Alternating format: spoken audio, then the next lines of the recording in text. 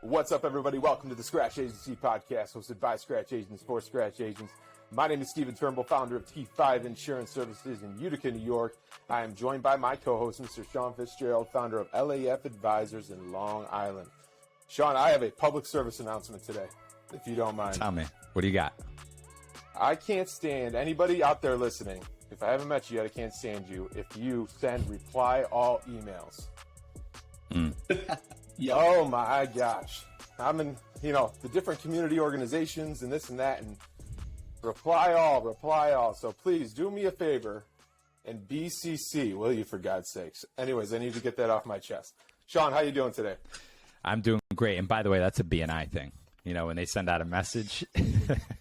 It's a BNI thing. It's a Rotary thing. It's a chamber thing. Let's send 40 people. Yeah, right. Let's send 40 people an email and put everybody so that we can reply all and ding you all day long. Anyways, everybody, we are super excited to welcome our guest today on the podcast, Mr. David Watson. And David is from Anderson, South Carolina. He's the president of sales and a partner with Mappus Insurance Agency. And as well, he's also the founder and CEO of Risk Advisor. We got a lot to dive in today. David, thank you for taking the time to join us. How are you? I'm good. Thank y'all so much for having me. Appreciate it. Last time I saw you, we were drinking some Blanton's with some guys down in Nashville at that steakhouse, having a good time. And so it's good to reconnect with you here. And we appreciate you taking the time. For people that may be learning about you for the first time, why don't we go back to how you got into insurance and start there and work our way through to today? Absolutely. Yeah. So funny enough, the reason I'm in this wonderful industry is because my father-in-law told me that if I was going to marry his daughter, I needed a full-time job. And there was a buddy of mine from church who was just getting started. He was working for an Allstate agent. Similar to me, he didn't finish college, but he went through the process of getting licensed and said, basically, hey, go take this week-long class, pass the test. For me, it took 3 tries, just throwing that out there. But once you pass the test, you can go get a full-time job. And once I did that, unfortunately, started my career on the dark side with a couple different captive agents, or agencies, but eventually made my way over to the good side over in 2016 by starting a scratch agency. Nice. So when you started the scratch agency, what did you have, like a niche or something you had it specific in mind you wanted to go after? No. Looking back at it, there is no reason that I should have been starting a scratch agency. One, because I had only worked with carriers where they only had the one option. I had no business experience. I didn't know really what I was doing. I joined a cluster and started getting some appointments back when it was a lot easier to get appointments. Yeah. And kind of started out just trying to figure my way out. And did you figure your way out into a niche? Because I know that's kind of like when I started. I think back when I first started, I really didn't have a niche. I was kind of just 21, and I'm like, hey, whatever comes across my plate, I'm going to write it. Not the smartest thing to do, but when you're young and hungry and trying to just learn and figure out insurance, I was writing home, auto, a little bit of life, some small commercial when I could, rental properties, a little of everything. But eventually, as time goes on, you write a couple of, contractors, let's say, and then all of a sudden you look back and you're like, oh, wow, I actually insure, 10 to 15 contractors. I have a nice little niche I'm building here. And then you can kind of expand on that. So I'm just curious, did you ever go through like that process? It honestly wasn't until probably 2020, 2021 that I kind of naturally started getting into the private client, high net worth niche. That's 2018 was when I was acquired by a larger agency, came on as that was Mappus Insurance, came on as a partner, and eventually grew into the president of sales role that I'm at now. But it really wasn't until around that point that started getting those opportunities. It's a lot easier on the coast to get high net worth opportunities, but that's kind of where I just naturally trended, and where most of what I'm doing now on the agency side is still focused on. So, David, you talk about the niche and high net worth clients, which I think is everybody's dream, right? That those people maybe generally care more. They want They're worried about the value. They're worried about the coverage. And you said you naturally progressed into that, but was that just, like you said, on the coastal area? Do you think that was because of where you are? Was there specific things that you did to get into that space? What would be your suggestions for maybe somebody that wants to go down that avenue? Yeah, so our agency's heavy referral base.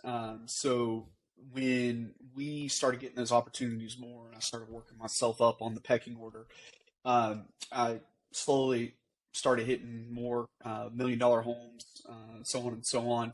And really, when I first started getting my major opportunities, were being referred into it.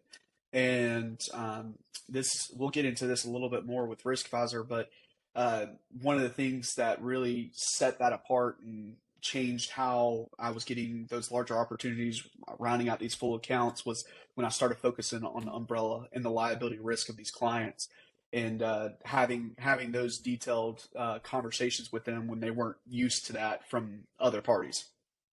So it's kind of like on commercial when you lead with workers' comp, because it's not something that, the clients are really used to hearing, and it is a good value add.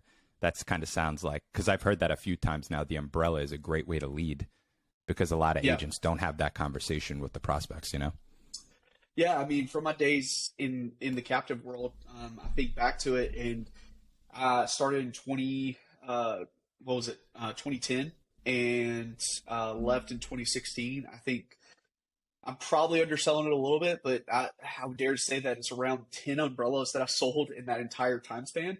And if you looked at them, they were mostly because they currently had an umbrella, and I was quoting apples to apples.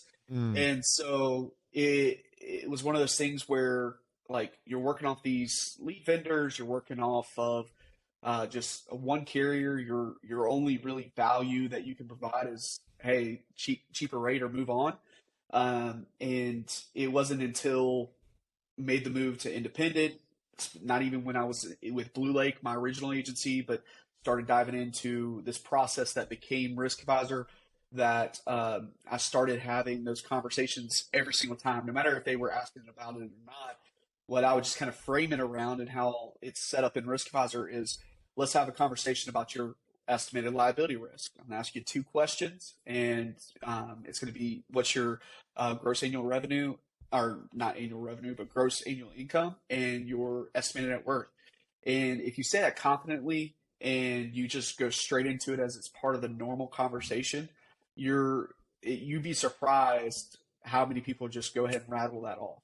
And that's also probably part of the market segment that I work in, where most of my clients are those higher net worth individuals. But even the rest of our office that are working in the lower tiers, still a higher tier than most, but lower tiers, they don't really have any issues with it, just because if you're confident with it, they expect that this is part of the process. And then when they experience that as part of the process, and they don't experience that when they're talking to others, you've immediately set yourself apart, and you've immediately started driving that wedge, whether it's their current broker or someone that they're quoting you against. I think one of the interesting things you just said there, I forget the way that you framed it already, but just along the lines of consistency with adding that into the process. I think that makes a big difference, instead of, the business owner that has the $1 million house, like, this is a perfect fit for umbrella. You're saying every single time, this is our process. We bring it up. We have the conversation. And I mean, I think that makes a big difference. Yeah. I mean, one of the biggest takeaways from it, because before this, we were always, hey, cross-sell umbrella. We're always going to offer umbrella. And so that was nothing out of the ordinary. But what we realized is, when we started asking people what that gross annual income was, you might have someone buying a $300,000 or $400,000 house, but that doesn't mean that they're not a 25 or 26-year-old making $200,000, $250,000 a year, and they're just living below their means. And when you start taking into account the potential for wage garnishment, or future growth, or other assets that you may not be insuring, it's one of those things where you're doing your client a serious disservice by not having that conversation, which is where, we started seeing it from, okay, we sell a lot of $1 million umbrellas. Not only did we see our cross-seller ratio go up because we were having more in-depth conversations, but we started selling $2, $5, $10 million umbrellas on a regular basis, because that's what the client needed, and we were able to show them why they needed it. Yeah, and I'm sure that helps the retention too. And something I wanted to ask you, I just where my brain goes when you ask the net worth question. How many people were like, oh, I don't know, I have no idea. Yeah, you get that a decent amount where people are just like, oh, I don't know. You get the people who are they almost want to brag about it a little bit, so they want it to be like down to the dollar. And I'm like, hey, just even if it's within 500,000, just whatever. But yeah, you do get some people that's like, oh, I don't know. So you have to work with them a little bit there, but you either get the person who's like, I don't have a clue, or 1.2 million, 502,000, or whatever it is. Penny, yeah, exactly. It's kind of like a contractor when you're like going to give them a quote and it's like, hey, what's your gross sales? Oh yeah, my gross sales 2.5 million. Just so you know, the premium is based on gross sales. Oh yeah, it's like 1.7. Yep. So David, talk to me how, because you have this niche in high net worth clients. Yeah. And we've talked to a couple other people who have also had a niche in this space specifically. And I know you said most of your leads come from referral partners. For someone just starting out, what would you recommend to them to build referral partners in this niche? Yeah, so majority of ours are coming from actually going to be a little bit different than I'm sure other people in the high net worth space are saying. Majority of ours still come from real estate agents and mortgage brokers. And that's slowed down a little bit. We supplement that with what we've done with our Google reviews. But when we start a relationship with a mortgage broker or a realtor, we're very detail oriented. We're not offering leads. We're not offering kickbacks or gift cards or whatever it is. We're not even promising that we're going to be the quickest to turn this thing around. What we take them through our process. We tell them, hey, our goal is to make you look like a superstar. Like, the last thing you want is for you to make a referral to an agent who doesn't have a clue what they're doing, and that your client is going to hold that against you. So our primary focus is to make you look great. And along with that, this is how you need to introduce us to do that. So we rarely have people, realtors or mortgage brokers, who are sending us I don't even know what they're called, the sheets that have bare bones basic information. They're usually doing an email introduction, saying, hey, this is who I recommend. This is why I recommend them. And you need to hop on a phone call with them. So that way we're setting that up from the get-go, and then they're setting it up to reinforce it. Okay. And how do you build those relationships initially with those lenders and real estate agents? Yeah, so that is more in line with what my two business partners, that's their specialty.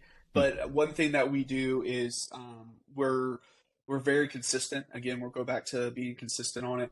But my two business partners are just really good at, hey, give us a chance, and give us a chance by doing it our direction. So being consistent in the community is a big thing, especially in a coastal community like Mount Pleasant, Charleston, because if you're consistent in the community by being at the events, I'm not going to bash on like BNI or anything like that. None of our team are in there. They work great. I used to do it, but it's just being at the ball games. It's being at the pot roast or whatever. It's being there where those brokers, those realtors, those referral partners are. And then when they give us that first opportunity, being extremely detailed, being extremely consistent, doing it the right way, and showing them, hey, we're gonna get the deal across the table, but we're also gonna take really good care of your client. And a lot of them honestly start off with us insuring that broker or that realtor first, showing them our process, and winning them over that way. It doesn't hurt that we have close to 600 5-star Google reviews, which is more than 400 than anyone else in our area. So it's one of those things where we can point to social proof. So, man, I got so much I want to dive in there. Let's touch on the Google reviews. You said, the process of your Google reviews. If you've listened to the show before, you may know that here at the Scratch Agency Podcast, we've got a little competition going on between T5 and LAF, and I'll let the listeners do their own research of who's going to get to 100 before one of us. But we're on our way. Both of us are well on our way to 100, which is good for where we're at. What is your process for the Google reviews, and what do you find success in?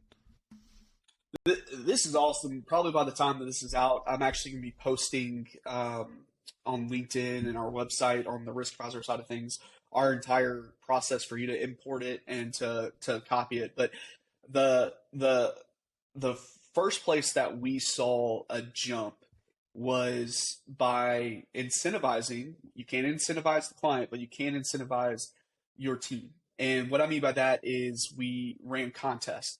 And so like this was, we always did well on them.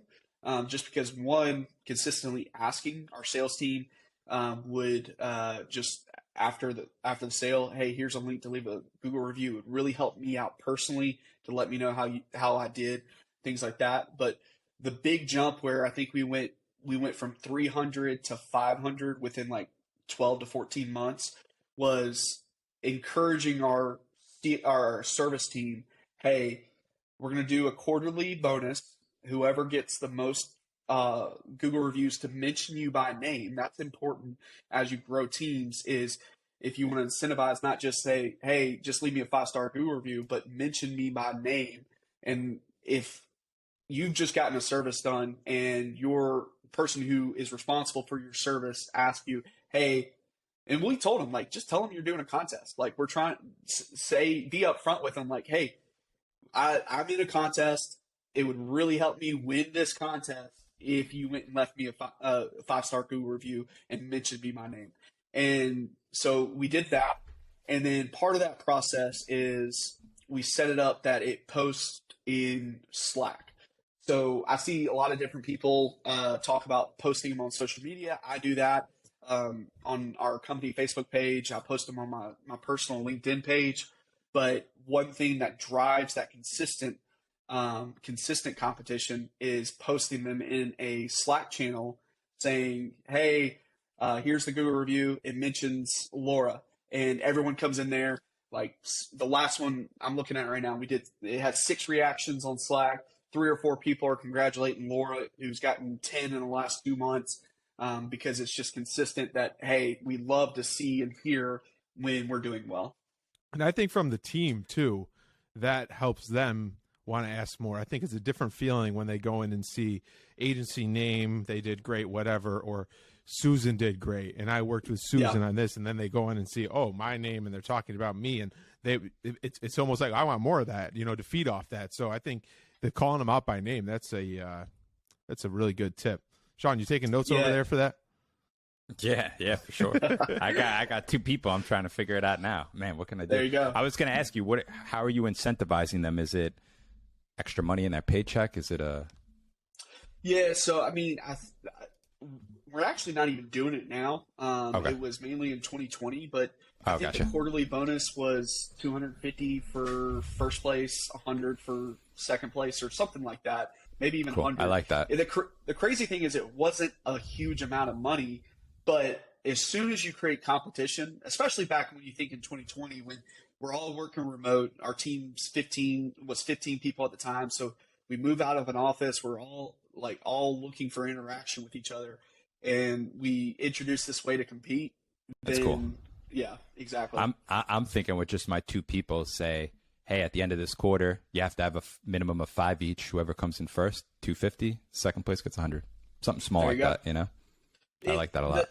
The thing is, like, someone might hear that and say, man, $250 for 5 Google reviews? That's crazy. But yeah. Man, if I pulled up in Agency Zoom our lead source, I would say probably I can point to $25,000 to $30,000 of revenue last year from that mentioned Google reviews as the lead source. Yep. And it's one of those things where you talk about investing, you make that investment, it's going to pay dividends for years and years to come.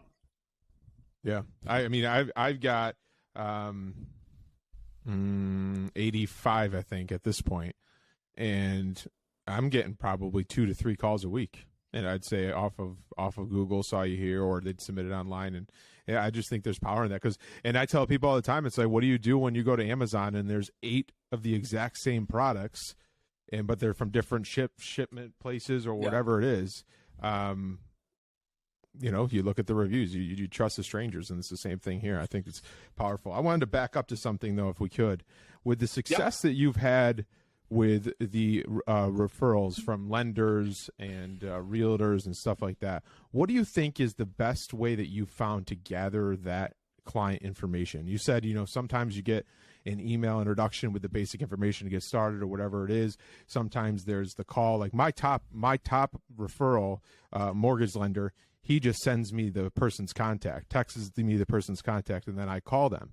And, actually him and I had a conversation this morning about it. I was like, if I made a landing page specifically for you to get the information, do you think that would be best? And we were kind of having a discussion about that. So I'm curious what you found is the most successful way to gather that information and get in front of that client.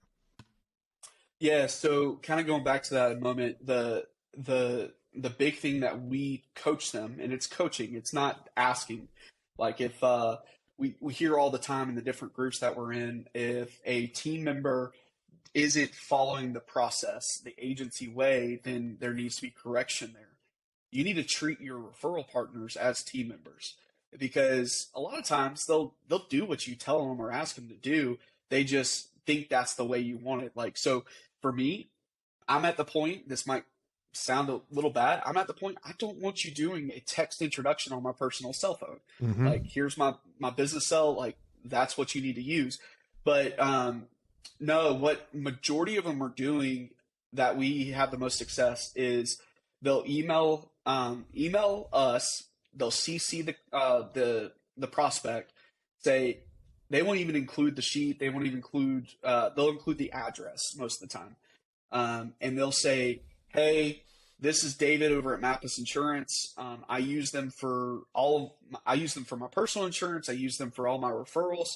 Hop on a phone call. It'll be worth your time, and they'll take you through the entire process. And so we hop on a phone call, and we go through that risk profile process with Risk Advisor, and it's going to ask them all the questions the first time, no back and forth chasing information, and getting good data for you and your agency, and then making sure that you can go straight to the carriers that you need to. And that's actually a complete 180 from when I started my scratch agency. Is I was all about the automation. I was all about the talking to the customers least amount of possible, as much as I could. It was a situation like, okay, I built it all out on an active campaign. They fill out a form on my website. I shoot them a link to a form that I built out that asks all the information. This is before like Canopy Connect and SureGrid and all those. Hey, send me your deck pages. I get all the information for a quote, not very often, but I was like, oh, this is awesome. I get all the information for the quote, put them together, and send over a quote vid through my website, Advisor Evolve. And I was at least doing that from the get-go, but the problem was I never built rapport. And if you're not building rapport on the front end, you can do all of the guidance, education at you want on the back end, but it's going to significantly reduce the impact of that, because if you're not building rapport in the front end, most likely the first thing they're going to look at is the price. And if the price isn't where they think it should be or where they want it to be, they're not going to care about all the education that you're doing on the back end. Everything we do, the more time we spend on doing it the right way on the front end, makes it that much more successful. Not just in insurance, not just on collecting good information. It's putting in the work at the gym, or putting the work in with the diet. We always hear how the front end, what we do on the front end, will pay dividends down the road. And that's where our team has success, and that's where I started focusing on that. I went from $350,000 of premium in 2 years as a scratch agent to the last 3 years writing on average $1 million of personal lines premium a year. Wow. So it makes a difference. Yeah, for sure. And it's funny you say that, because we had Michael Cruz on the last episode, and we talked a lot about what he does very well as far as setting the expectation. To your point, in that first phone call, It's not just gather all the information. Okay, we're going to quote this as soon as we can and get back in touch with you. Thanks. He says, here is our process, and we're at this stage. The next stage is this. This is what we're going to do. We're going to offer it to you this way, and then you can make the decision. And to your point, when you take the time to set that expectation, and then at the same time you're pre-qualifying the client, like our point originally with the umbrella discussion and all of that. It makes a huge difference when it comes down to the sale. That piece on expectation is big because we hear so much that if I don't return a quote in 2 hours, which is pretty much impossible in my market because you're dealing with flood, you're dealing with carriers that aren't in raters, but I think this applies wherever. If you're setting that expectation, and you can do that by not saying anything because they hear 15 minutes or less and all these other things. If you're not setting the expectation, like us, we say we're going to return the quotes within 24 hours. And if it's more like on a barrier island or something like that, then it might be 48, 72. It might even be a little bit longer. But if you set the expectation and meet the expectation, then you're fine. It's the problem when you let the customer set the expectation for you. Oh, 100%. Yeah, and I think it's really hard to set the expectation when the first introduction to the client is via text and you're like, oh, here's the link to my Gravity form. Just fill it out and send it back. Like, it's hard to make that connection, and build a relationship, and then also set the expectation of how your sales process works. Yep. So, and I'm going to be fully transparent with you, David. I did the Risk Advisor demo the other day. Yeah. And the one thing that came to my mind was, oh, but the only way I can use this is if I talk to the person on the phone, which I kind of just initially, that's what went into my brain. And I was like, oh, is that really the right way to think about it? Because I should be wanting to speak to most of the people on the phone, not just send them a Gravity form, get it back, and woohoo, I'll just give you a quote and see what happens. I think there's because think of it this way too. You have a Gravity form, you send it. The Gravity form, everyone's situation is so different. Everyone's house is different. Everyone has a different situation. There's no way that form is going to have everything that you need to work up an accurate quote. Then you can't cross-sell the umbrella. Then you can't cross-sell the auto. Now you're writing a bunch of monoline stuff. So and then I think that's what's great about that product. I appreciate that. And I'll be transparent. We're going to eventually introduce a client-facing side of it. There's others out there that are doing that, but I think there's still room in the market to do it differently, which whatever we do with that will always point back to the agent relationship. So that's going to be important for us. But you mentioned the part of them getting the information back over to you through the Gravity form. My number one issue is with client facing has always been the reliability of the data that they give you. We hear so much in the industry how the future of the industry and the future of the value of your agency is based mostly based on the data you have. Well, if you're asking a client who doesn't know about insurance, important data pieces of insurance, and they don't know how to give it to you. I think back to when I first launched, was Easy Links Everything. Had the rater, AMS, the website, all that stuff. And I would get people who would fill out my website. You could do the rates online, and I would get the information. Oh, Progressive Auto, $10,000 a year.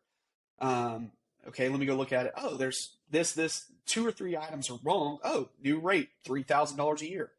Well, you call them back within 60 minutes saying, hey, I just adjusted it. Here's your new rate. Oh, I already went on Geico. I already went somewhere else. And they've already moved on because the data that they didn't know what they were doing was wrong. They didn't know the way to do it. There's a reason why we are insurance professionals.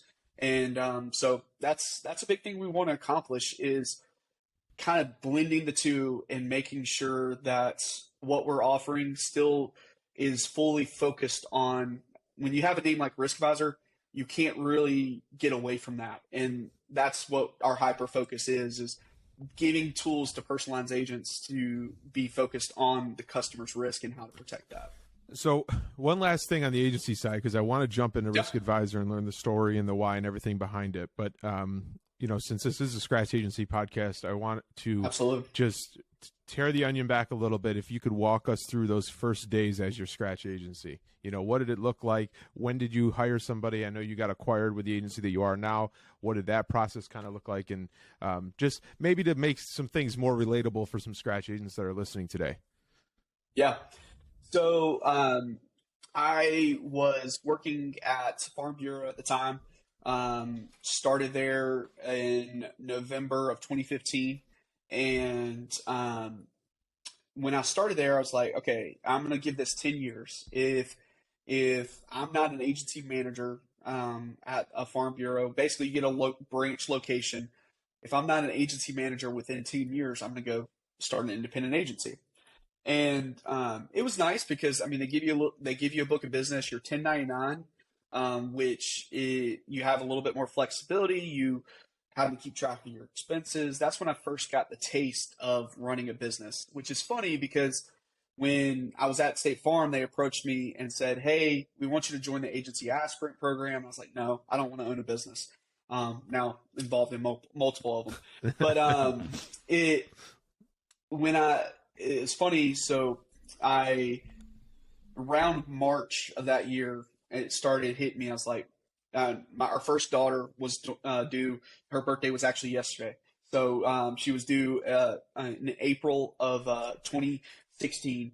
And I started thinking about it. I was like, if I wait 10 years and I have to go start over and start scratch, she's going to remember that. But if I start now, she'll play with the boxes more than she'll play with the toys. She won't remember that times were tough. And so as crazy as it was, I told my wife a month after we had our first daughter that, hey, I'm going to do this. And she was super supportive of it. I think she thought I was a little crazy. I think she also was rightfully concerned about the whole situation. And if we were recapping that conversation, it probably went differently than I'm choosing to remember it. But so June 1st of 2016, started the agency, and I had a decent first year. I wrote $250,000 of premium. I was very, very blessed that my parents were in a position to kind of help us and float us a little bit. I was also driving late night for Uber. Would go pick up. We're in a college town, so I would go down to where all of them were drinking on Thursday nights and shuttle them around. But did that. Second year was really tough. I only wrote $100,000 of premium the second year. I was not successful. My scratch agency was not successful. Met my business partner, our future business partner at IOA. I was able to go to IOA on our innovation on a scholarship. So my ticket was taken care of. One night at the hotel was taken care of. My dad had airline points, so I got a free ticket out there. I changed from a king room to a double queen room, found someone who would pay half the cost on the hotel to help with my budget. I get out there, and the only thing I was like, I shouldn't do this, but the only thing I'm going to do is the golf. So my entire budget for the weekend was like $400, and golf was $200. And so on the way out there, flight gets delayed. End up meeting my business partner at the airport. I'm 2 hours away from where our physical office is located. We kind of hit it up. I was telling him some of the things I was doing about automation.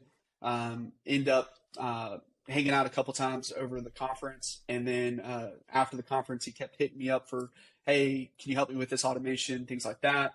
And eventually, just kind of hey, I know you're kind of struggling. Why don't you just come join us? We'll start paying you a salary. We'll pay off some of the agency debt that you had, and you just come do this come work with us full time and get some better opportunities. And that happened June of 2018. So 2 years to the day from when I started Scratch, and it was mostly based on the stuff I was doing with technology. Nothing really. There was no value to my book of business. It was just based on some potential that thankfully was seen in me. Dude, I appreciate you so much sharing that story, because I'm just sitting here I know a lot of people that listen to the show. I know Shawn can relate, and I'm sitting here thinking how much it relates to what I'm going through now. I mean, I took the leap and started my scratch agency 4 months before my wedding. You know, my wife and I had that same conversation that the only mouths we have to feed are the two of ours. So now is the time that we have to do this. Let's eat the shit sandwich now. You know, I went to IOA 4 months after opening my agency on the scholarship. So I appreciate you opening up there and sharing that story, because I think it's really important to, you know, for people to realize that everybody's going through it, right? Everybody goes through it. There is light at the end of the tunnel, and just keep putting your head down and you'll get through it. Yeah, absolutely. Yeah, there's so many different ways to find success. I've told some close friends of mine this over the years, where I felt like it failed by selling. I felt like I was giving up and it was a failure. And those friends and family have consistently reminded me that the definition of success is different for every person. The fact that I'm where I'm at now, and the position I'm at with my agency, the fact that I was able to start Risk Advisor, would lead to the fact that those 2 years that I consider a lot of times a failure was an absolute success. So, yeah, absolutely. If that's you, just keep going, keep going on. Find people that will pour into you, and there's plenty of people out there that want to do that, and have the resources to help you. I know, Stephen, that you've latched on to Mike Crowley, which is one of the best decisions you probably have ever made in your business life. But there's plenty of people out there that are more than willing to pass on the blessings that they received to others. So many. It's unbelievable in this industry. It's incredible. Yep. I know, Shawn, you've had the same experience. Sometimes guys like that will buy you a shot of Blanton's. Yeah, exactly. Sometimes they will. One of the best places in Nashville. You're not kidding. Well, let's pivot a little bit, because I want to talk about Risk Advisor. I think it's so cool what you're doing. You know, it's an amazing product, and I want to just talk. Let's start with just the why. Like, where was the first aha moment for Risk Advisor?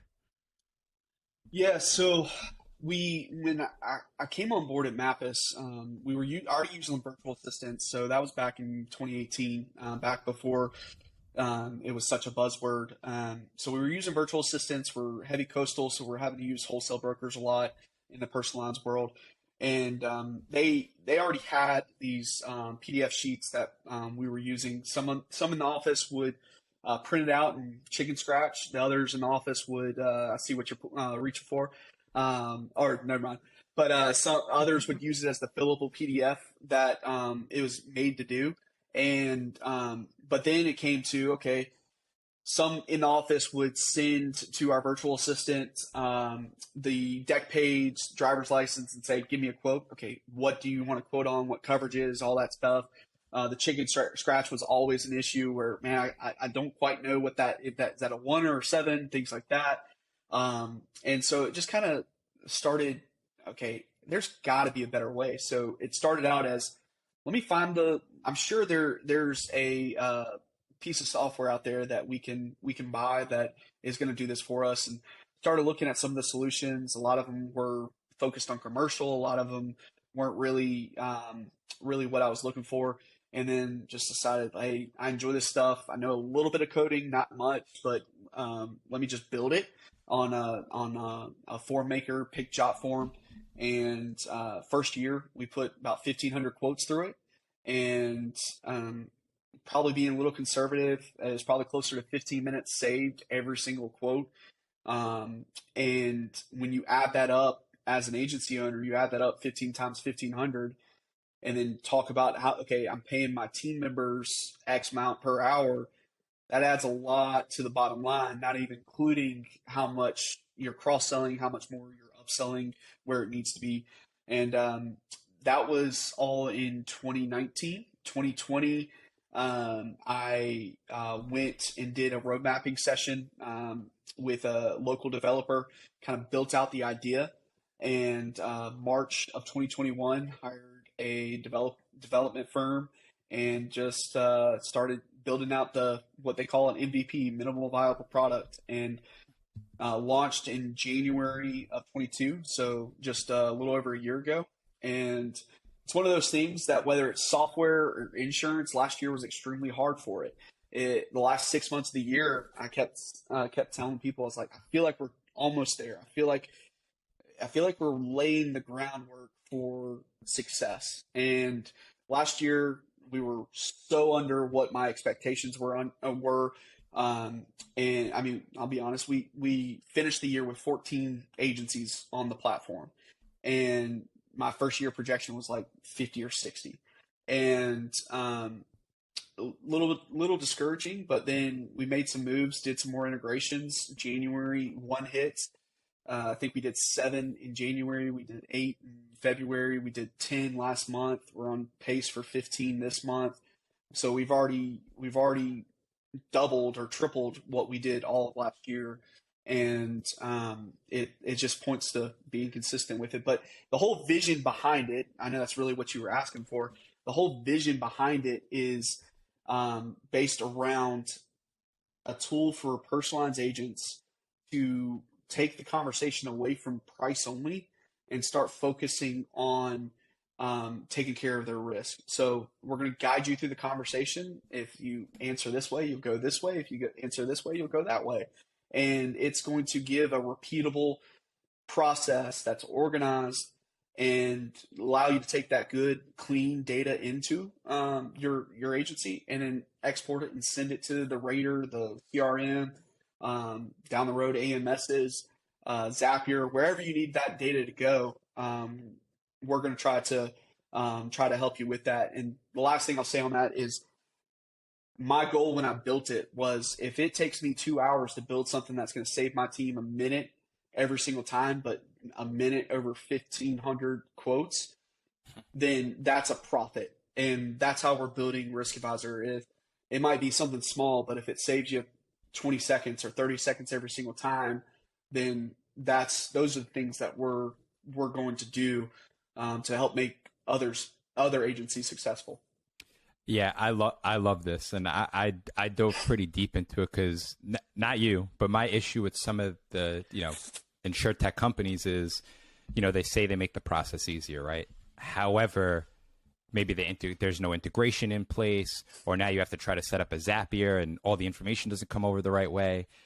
And you're still doing some sort of duplicate entry, which is defeating the whole purpose of hiring one of these companies to make the process more efficient, right? So what I loved about Risk Advisor on the demo I did is the fact that you're eliminating duplicate entry right off the front of the quoting process. And what I mean by that is somebody calls in for a homeowner's quote, or we have one of these referrals, right? And they call in and they say, I'd like a quote. I said, great. I have a few minutes now. You want to run through the questions? Perfect. We have a Google Doc. We write out all the information. We then have to shoot the information over to our VA. Then our VA logs all the information into Agency Zoom. So there's the duplicate entry right there. If you can just initially input it into Risk Advisor, click send, now it's already in Agency Zoom. All you got to do is click send to the VA and they could just start quoting, and you've completely eliminated a step. And I would argue maybe save, it's got to be more than a minute. I would say at least 5 minutes trying to re-input it into Agency Zoom, right? So you have that. It makes the process more efficient from the duplicate entry standpoint. The send to VA. And what I like about the send to VA button is now you're systemizing a process, right? In the sense that now you're doing it. And this is what makes Applied Epic so attractive, right? Is it forces your team to do everything the same way every time. You know what I mean? We're sending it to the VA the same way every time. We're collecting the data from the personal lines client the same way every time. And I think that's where the really big value add is, especially as you're trying to scale a team and systemize the business and put those processes in place. You know what I mean? Yep. So I love that. Love it. Yeah, it's interesting where one pushback that we get is, I don't know if I can get my team to do this, from the agency owner. Mm-hmm. And I'm not telling you need to implement something that no one's going to use or is going to add pain points to your agency. But what I encourage you to think through before you say something, whether it's about Risk Advisor or anything in your agency, is the concern that I can't get them to do this, even though I see the value. That's how that statement always goes is I love it. I see the value, but I don't know if I can get my team to do it. It's really important as that agency leader or any business leader is set. I actually just learned this in the CIC agency management. They went through it really, really well, which is the reason I had to delay this. So I was like, I felt like that was a good reason to delay this podcast. But they talk about the agency way, the agency standard. It's really important, especially if you're a scratch agent. Spend some time setting that standard now. And standards can change. Processes can change. They can grow and adapt. But your agency's values and why you do things, those things don't change. So especially if you're buying an agency or you're starting to hire, if you've got one person in your office doing it this way, another person doing it this way, and you start having a bunch of people who are comfortable saying, I'm not going to do what you're telling me to do, you're going to sacrifice profit. You're going to sacrifice a better work environment because, yes, people will tell you if I get to do things however I want, that's going to be a better work environment. But if they're colliding because one person's doing it the agency way and you're not getting onto the other person who's not doing it the agency standard way, then there's going to be friction and there's going to be collision there. So that's something where it's really important to set that standard. Well, and you literally just took my comment right out of my mouth. This is exactly what I was going to say. To talk to any of the scratch agents that are listening, don't overlook the opportunity that we have as scratch agents to set the foundation, right? And I come from a older legacy agency where I was trying to turn the cruise ship around. I'm trying to turn the ways we're doing things. I think we should do it this way because X, Y, and Z. Well, we've always done it this way, or I prefer to do it this way because of that. When it's you just starting the agency and you have the opportunity to set that foundation, this is how we do it. To your point, David. And just to make it clear out there, Risk Advisor is not paying us or anything at all to say this, but I highly recommend you have a demo with David and look at the system, because setting it up from the foundation and the ability to have the prompted question as a scratch agent, when we all know from a scratch agency standpoint, we're 1 minute we're looking at our bank account, the next minute we're paying our electrical bill, the next minute we're doing, insurance, whatever it is, marketing. This has prompted you. It has everything right there. You're not going to forget anything. It gives you the opportunity to get that data once. Again, I just highly suggest taking a look and just giving David a call. David, let's wrap this up here. Thank you very much for joining us. We really appreciate it. For those people who want to maybe do a demo with Risk Advisor, just pick your brain, whatever it is. What's the best way for them to get in touch with you? Yeah, one last thing. I'll get that in a moment, but I did want to mention this real quick. If you are a scratch agent, and what I mean by that is if you're within your first 2 years of starting your agency, and you only have a few employees, we say 2, but we'll be flexible there. We're going to give you the full platform, the full Risk Advisor platform, instead of the base price of $159 a month or $15.99 a year. It's going to be $99 a month or $999 a year. The only difference there is we ask for a year commitment because of the fact that because of the extensive discount, but also because it will help you long term. And so if that's you, if you fit into that definition, reach out to us, mention that you're a scratch agent, that you heard about that discount, look at that applied for you. But the best way to get in touch with me is going to be LinkedIn and Facebook. I'm pretty wide open on the settings there. Try to be pretty active on there. If you want to hear me complain about sports, then you're going to want to go over to Twitter, where I'll complain about that stuff a good bit more in addition to the other things. But I think my LinkedIn is Agent David Watson, and then Facebook is, I think, just David Watson or something like that. But Great. If you're in IOA, if you're in any of those Facebook groups, I try to be pretty active in there. So feel free to reach out. And then David@riskadvisor.insure is my email. Cool. Awesome. Well, thank you very much. David, one of my favorite quotes of all time is not why is this happening to me, but what is this trying to teach me? And I think, listening to your story, you talk about the scratch agency and you looked at that as a failure, but look at all the opportunities and, your first year goals with Risk Advisor, and you came a little low with those first years.